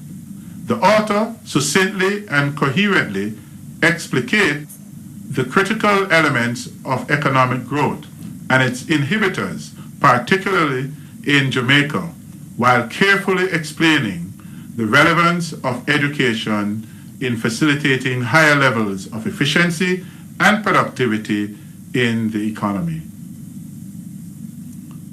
Additionally, a sobering account of the impact of crime on the Jamaican economy and the many attempts at addressing root causes are presented. Some solid recommendations are offered, which should not be ignored by those who are serious about alleviating crime and its impact on economic growth. Visionary leadership will ultimately serve society and its development. Dr. Thompson supports this claim with examples of regional leaders such as Eric Williams from Trinidad and Tobago, Norman Manley from Jamaica, and Errol Barrow from Barbados.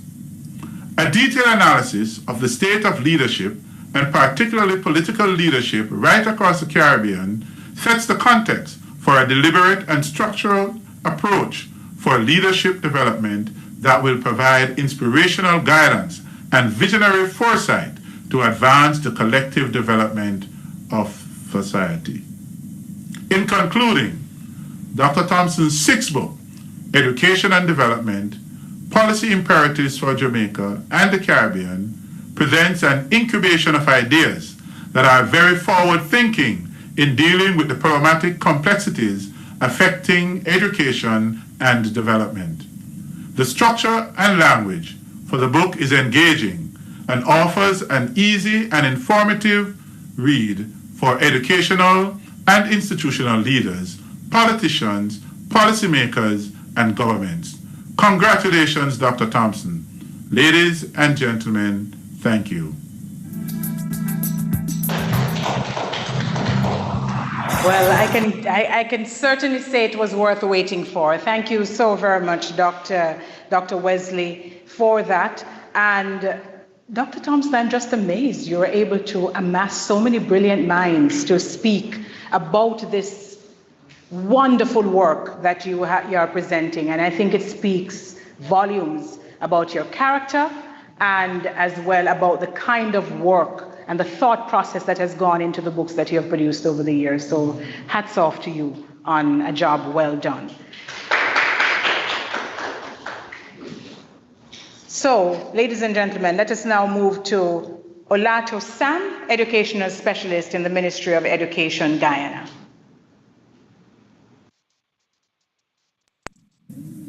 Good afternoon, everyone. All established protocols are observed. Esteemed guests, I'd like to extend a sincere appreciation to Dr. Thompson for including me in this very significant book launch.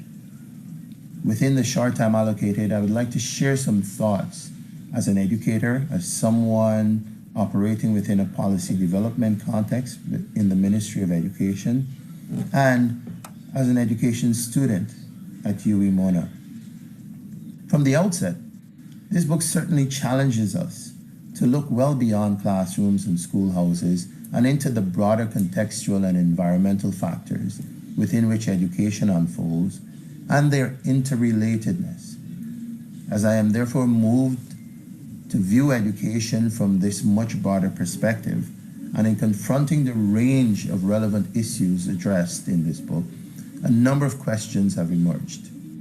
The advocacy for greater levels of political consciousness among academics in shaping and defining our Caribbean identity and addressing the prevailing realities within our respective territories brings into sharp focus our training of educators and the roles they're expected to fulfill. It is widely accepted that many feel that because they've spent a number of years in classrooms, they are authorities on education, but become extremely uncomfortable when educators in turn become involved in, comment on, or in some way gets into their sphere of influence.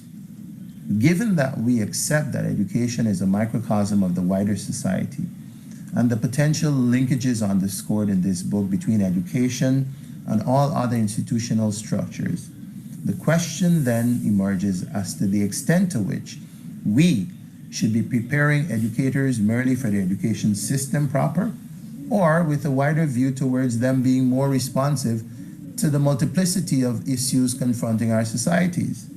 Did we, as was suggested, create that enabling environment for maybe the 60s and 70s and have since moved away from that? Beyond that, I feel that highlighting the challenges to higher education within the region is extremely relevant, and the task assigned to institutions to continuously examine and evaluate the effects of internationalization is well placed. As an international student of UWI, I echo these sentiments in underscoring the need for examining the impact of open classrooms, open programs, classrooms, and institutions on students and the whole process of knowledge creation. Moreover, this point resonates well from a policy perspective in Guyana, where we are now grappling with the influx of numerous external entities onto the local education market. The next question that emerges, therefore, is where do we strike that happy balance between our need to protect and preserve our own and the liberalization of the education market, particularly within the context of the challenges outlined herein. In addition, the pillars of leadership, transparency, accountability, social activism, and advocacy, and courage are well positioned. It would be remiss of me to give reflections and not underscore the importance ascribed within the broader conversation to our esteemed sons of the soil, Walter Rodney and Sir Sridhar Ramphal. Yet, the recognition of Manley, Williams, and Barrow for what was termed their bold activism and willingness to challenge the dominance and control of Western powers in an era of political ferment and intellectual richness leads to my final question. Where was Forbes Burnham lost in all of this? With that said, I applaud Dr. Thompson's most recent contribution to our ever-growing body of contextually relevant scholarly works and wish him the best and great success going forward. Thank you very much.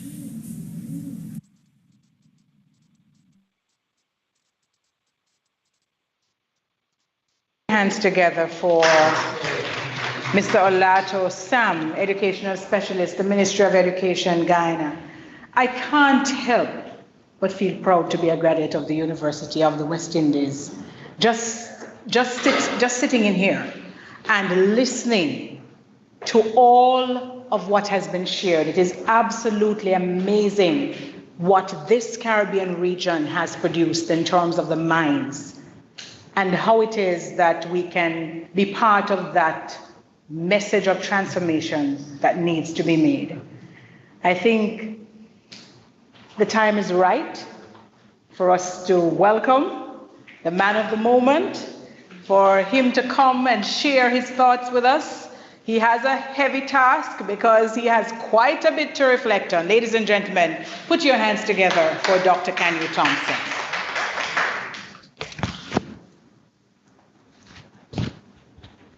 Madam Master of Ceremonies, the most Honorable Professor Sir Kenneth Hall, Professor Sir Hilary Beckles, Dr.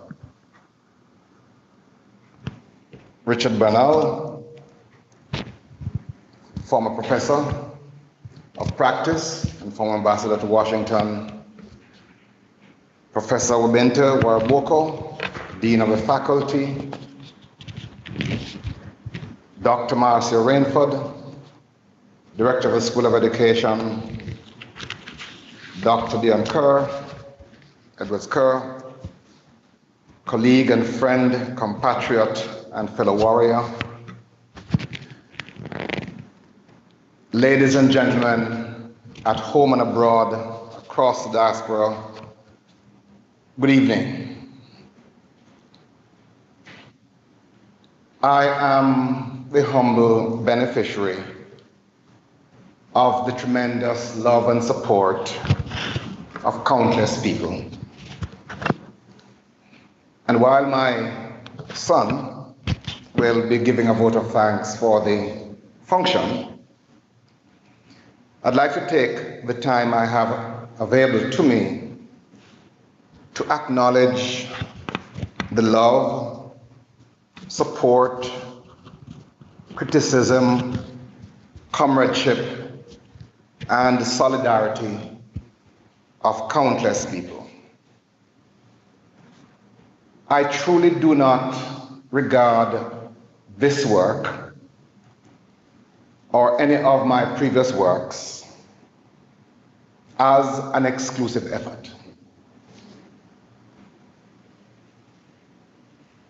Several people, including my parents, my late parents, have nurtured me and nurtured in me a view of the world and a view of life which are reflected in this book as in others. I often say to people that my late father, Luther Thompson, is the first activist I knew, and one of the most practical men with whom I've engaged. He left school, formal school, when he was 11 years old, but became one of the largest farmers in South Manchester, one of the best masons you'll ever find, and who, when my brothers and I are trying to work through certain math problems, would work it out in his head. He would tell us that we add too slow. He was an avid listener to the late Peter Abrahams, who would come on at minutes after 6 each night, but also to a philosopher, Earl Nightingale, who would raise complex questions about the purpose of life and the role of government. And he would advocate for change. He was an entrepreneur, but more so a philanthropist. At Christmas and at other times of the year, my brothers and I would be tasked with bags of yam and potatoes and pork and chicken to deliver to members of the community, the people who needed help. And so my view of the world and my passion for development, which I've sought to catalog somewhat in this book, have been shaped by those people. There's a particular reason I've invited my friend from childhood. I was a little older than she was, although she has 30 years in journalism. There's a particular reason I invited Althea to this event, to chair. Althea and I grew up in the same church in a little community called Newport in Manchester. And in addition to being nurtured by my parents, who were devout Christians, my father, a kind of cynic and critic, but a man of deep faith. My mother, very pious and faithful, and who would not, like my father, criticize things in the Bible, but people of deep faith. So I grew up in the church, and Althea and I share a history, and she represents part of my history called the Bethabra Moravian Church, which has nurtured me. There's also a reason I invited Oral Thomas, Dr. Oral Thomas, the president of UTC, to be part of this event. Oral, Dr. Oral Thomas, was 1 year behind me at UTC back in the days of the 1980s. We played cricket together, and we understood the politics of cricket. He was far more accomplished than I was. He was a great batsman and a good bowler. I admired him for his cricket skills, cricketing skills. But beyond that, Oral and I, like many of our colleagues, we shared a deep passion for this thing called the Caribbean community, this thing called Caribbean culture and Caribbean development. And I want to recognize both Althea and Oral as people of my childhood and early adulthood, in whose company and with whom I have sought to come to understand self. There's also a reason I invited Dr. Edwards Kerr to be the person to provide the welcome. I referred to her earlier as a friend and warrior. She and I share a number of perspectives, common perspectives about this area called Caribbean. We have had our intellectual engagements at a last recent function where she presented. I said I found her presentation difficult because I agreed with much of what she said. And I was looking for an opening to challenge her on her reasoning, but I couldn't find any because we share similar philosophical and intellectual moorings. And finally, there's a reason I invited Mrs. Alicia Morgan Lewis. She is one of our students in our educational planning and policy program. The Educational Planning and Policy Program is one of the newest programs in the School of Education in the University of the West Indies. And it was developed as a response to the need for a more structured and systematic approach to educational planning in the region, to be used as a tool for furthering and fostering economic development and well-being. I am therefore wanting to place on record my profound thanks to these persons. But there are other important colleagues and mentors to whom I owe a tremendous debt of gratitude. Firstly, to Sir Kenneth. Sir Kenneth has indicated that he will be chairing the advisory board of the Caribbean Center for Educational Planning. I want to say to Sir Kenneth and to all of us listening that while he was not taking note, back in the 80s and 90s, and into the noughties, the 2000s, I was watching him. I was learning from him. And much of my thinking about the Caribbean has been influenced by his own phenomenal work. I want to thank you, Sir Kenneth. I look forward, sir, to the partnership that we'll share over the next couple of years in your role as head, as advisory board chair of the center. But I'd like to place on record that your scholarship and leadership have been an inspiration to me. I also want to make mention of and draw attention to the most honorable P.J. Patterson, who has written the foreword for this book. Most honorable P.J., again, a leader in his many roles, both as a regionalist and a prime minister, has been a source of encouragement. And I'll tell you this little story. Sometime in about 2009, when I had begun a more active public presence, I had a conversation with Most Honorable P.J. Patterson, who said to me, I read you in the papers and I find your suggestions very meaningful. I was humbled by that and grateful for the opportunity of learning that a person who at that time had just retired from being prime minister thought it useful to pay attention to the thoughts of a little boy from Newport.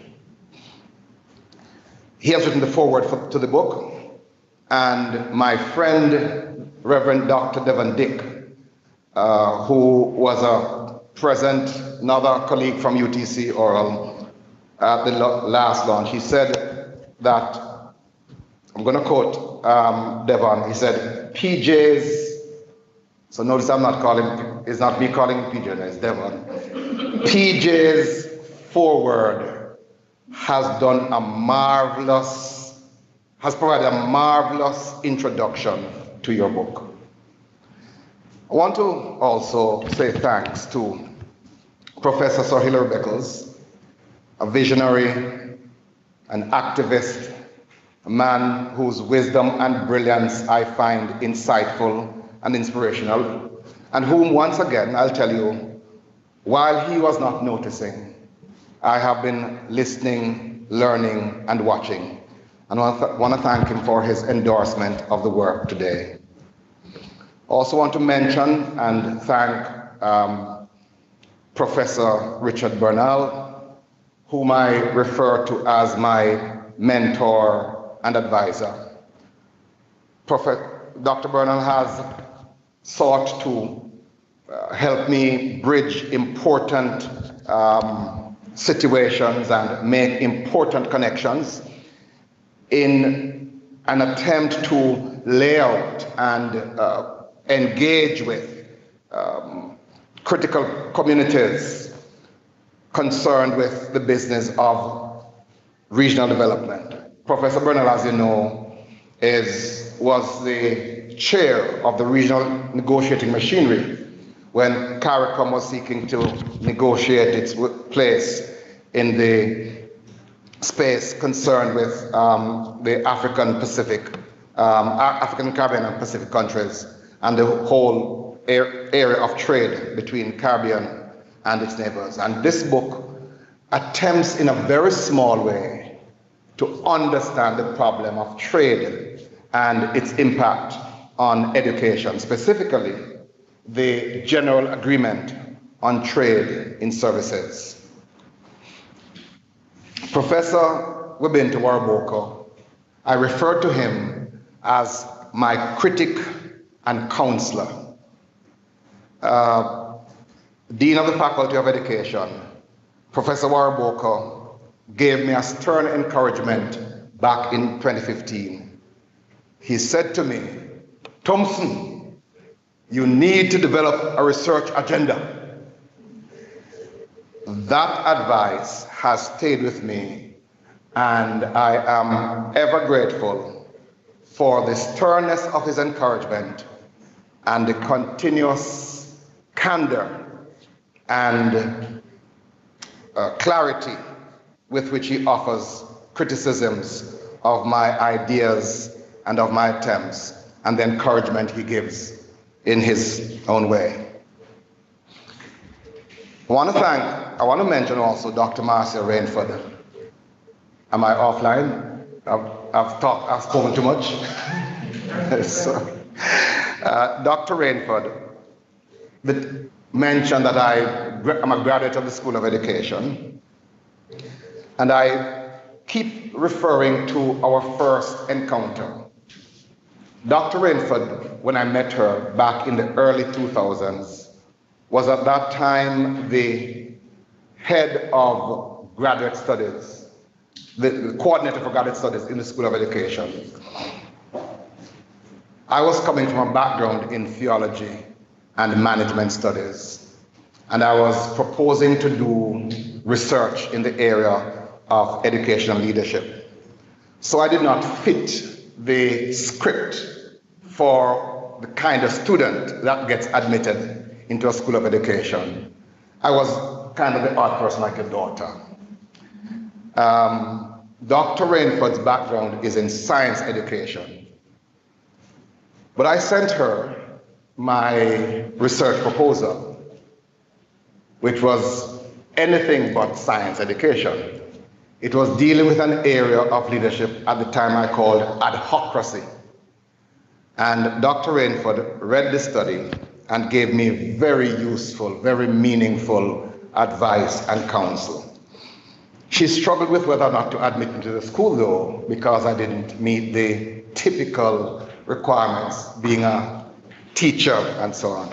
But she did admit me, and I remain grateful that she was willing to look beyond the oddity of this character, the student, and granted me the privilege of being part of this great place called the University of West Indies. So I want to thank these persons for the various contributions they have made. And I say with every sincerity that whatever evidence of worth may be found in my work is owed in large measure to the contributions they have made in various ways. I must also mention my siblings. I tell people that since COVID, we started what we call Family Church, which is an online church which brings all members of our family from across the world together on a Sunday afternoon at 2 o'clock. And we discuss issues related to faith, to how we impact society, to our own understanding of activism as people whose base source of understanding is framed by the church. And we discuss issues related to how we solve the problems of human existence, or at least make a contribution thereto. And throughout my writing career, I've been significantly helped by my siblings. And I want to mention especially today, my brother, Dr. Thompson, who reviewed the first draft of this book when it was a very rough piece of work and offered some very meaningful help. Also want to mention and thank my wife, Maureen, and our 3 children, who not only put up with me, but allow me to do some of the things that I like to do, even when they don't like what I'm doing. Our elder daughter, our second child, is afraid of me going into politics, like representational politics. And I've made a promise that I will not go into representational politics. But when I became chair of the policy commission of a major political party, my daughter called me and said, I thought you said you were not going to go into politics. I've had to convince her that my work there is to simply seek to bring to bear on the conversations within that space some policy ideas. I sometimes cry, but I'm not crying right now. But if I continue much longer, I'll cry. So, ladies and gentlemen, I want to extend thanks to all who have joined us. Finally, I want to thank the technical and support staff of both the UWI Press and the School of Education for the consistency with which they have offered support. I want to thank Mrs. Muirhead at the press and her team, Mrs. Muirhead, Ms. Smith, Ms. Williams, Ms. Solomon, and may they forgive me if I miss any name. I want to thank also at the School of Education, Mrs. Dorothy Watson, and Miss Alice Montgomery, along with the technical people for their goodness and graciousness. The word I want to leave with you is that I dedicate this work to all those people who have loved and supported me over the years. Thank you.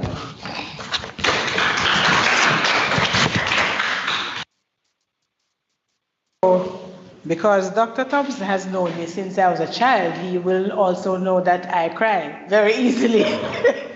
So I'm very happy that he ended it there, so I wouldn't have to break down in tears. But thank you so very much for allowing me to be a part of this wonderful experience. Before I go to Orville to move the vote of thanks, I'm of the mind, and since I'm sharing this, I can do anything that I very well please, that unless we have declared this book launched, it is not so done. And so, Sir Kenneth, I'm going to invite you to come back and declare the book officially launched.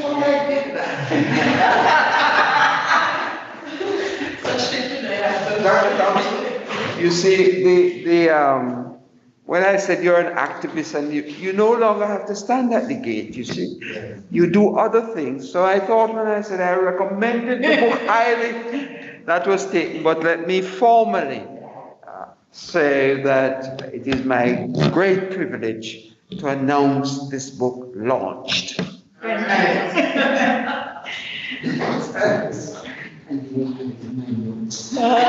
we go.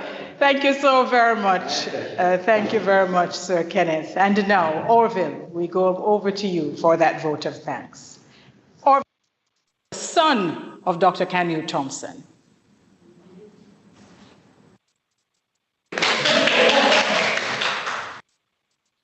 Thank you, Ms. Mackenzie, and in the interest of time, I observe all protocols. After listening to some truly inspiring and insightful commentaries and reflections, it's my pleasure to bring the vote of thanks as we culminate this illustrious event. Amidst the many social issues impacting our country and our world to various degrees, I thought it fitting that our time spent today was opened in prayer, including thanks for being safe, well, and being able to participate in this manner from various locations with the aid of technology. Thank you, Dr. Thomas, for leading us in this necessary activity and for creating the space for us to briefly silence ourselves in gratitude. I'd also like to acknowledge Dr. Kerr for further setting the tone for today's affair and very cordially playing host to welcome the participant and well-wishers to this event. To our MC, Ms. Mackenzie, who kept the order of proceedings flowing smoothly, expertly navigating the technical blips, helping us to keep notes on the contributions throughout, and filling the program with this discourse, including childhood history of the author, some of which laid the groundwork for his scholarly works today. Thank you for your vibrant and engaging nature that enveloped this afternoon's event. I quite remember your emceeing Christmas pageants when I was younger and the excitement we had as youngsters being hosted live by a radio personality like yourself. In acknowledging all who brought greetings and personal reflections on the book, I was encouraged by references by Sir Hilary to our MC's opening remarks in terms of seizing the moment and using what we may deem as challenges to be more of opportunities that should drive our individual and collective passions for transformation and reimagination, especially in education, investments into which are indisputably imperative. Dr. Bernal, your address struck many chords in reiterating the relevance, timeliness, and urgency of tackling the issues outlined in the author's work, which is underpinned by robust research applicable not only to Jamaica and the Caribbean, but also the wider society. Dr. Wariboko, thank you for your contributions and commentary, which solidified our need to recognize the key and inextricable linkages between education and development, and our strategic roles in these salient fields to promote socioeconomic advancement. Dr. Renford noted how impactful and impressive the author's works are, and I and others must have been compelled by the charge we can all drive in our own capacities. Thank you all.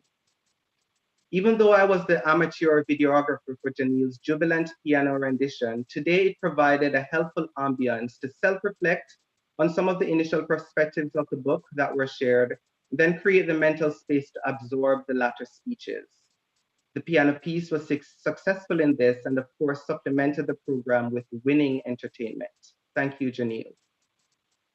Mrs. Morgan Lewis skillfully executed the introduction of the Most Honorable Sir Kenneth Hall and set the stage for what we all agree was a stimulating speech by Sir Hall, which cautioned that evaluation of development should not be too heavily weighted toward economic metrics, but like in the context of the book, be based on human and societal progression, and more appropriately be measured by benchmarking the strength of education as a foundation.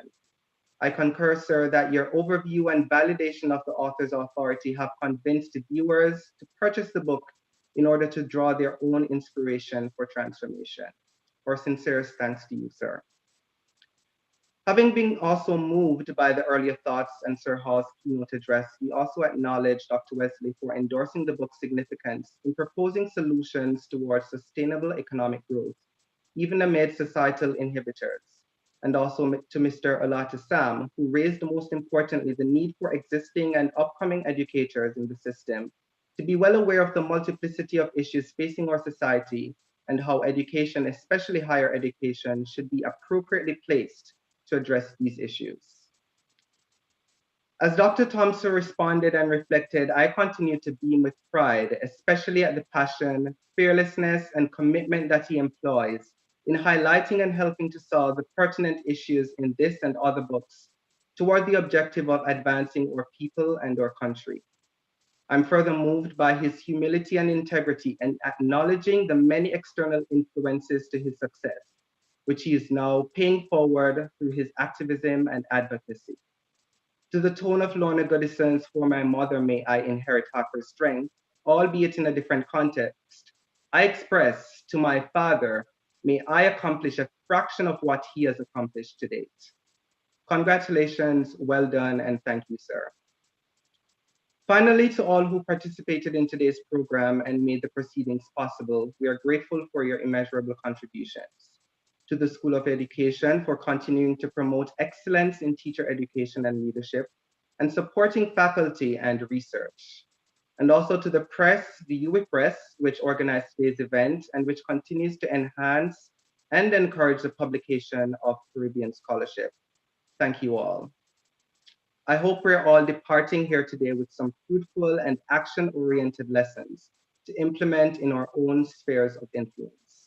With that, I'll pass it back to Ms. McKenzie to close. Wow. I feel like my heart going burst. It swell up with pride. You see how good picnic produce good picnic? Put your hands together again for him. Absolutely well done. And capturing the essence of what we shared here today. Really, really, really very proud of him. And perhaps there is room still for someone from that family to get into representational politics. Who knows? Who knows? Before I say my closing words, I just want to remind you that the UWI Press is advising that education and development policy imperatives for Jamaica and the Caribbean and other UWI Press books can be purchased at a special 50% discount. I hold up money that often? Yes. From the am I allowed to use patois? Yes. I'm just joking. It is the other language that we don't acknowledge. I heard Earl Moxham doing an interview with a woman from San Andres, and she spoke of her Jamaican connections, and she is a broadcaster, and she used the Creole, and they seem to be very proud of it. Dr. Thompson, perhaps we need to, I don't know, this is not your area, but perhaps we also need to take a look at how it is that this language has influenced development in this country of ours. I don't know who's going to take that on, but somebody needs to. Anyway, the UWI Press books, they can be purchased at a special 50% discount from the uwipress.com. Visit the website for details, and of course, conditions apply. So, in much the same way that when I started this morning, I had a quotation from Shakespeare. I'm not going to close with him. I'm going to close with two. The first from Nelson Mandela, who says, "The power of education extends beyond the development of skills we need for economic success. It can contribute to nation building and reconciliation. We are steadily but surely introducing education that enables our children to exploit their similarities and common goals while appreciating the strength in their diversity." And even though that is spoken about South Africa, it captures the very essence of what we're seeking to do here in Jamaica and in the Caribbean region. And I'm being told that I really need to hurry. So I share the final one. You have 1 minute, I have 1 minute. Marcus Garvey says, "The man who is not able to develop and use his mind is bound to be the slave of the other man who uses his mind." Bless you.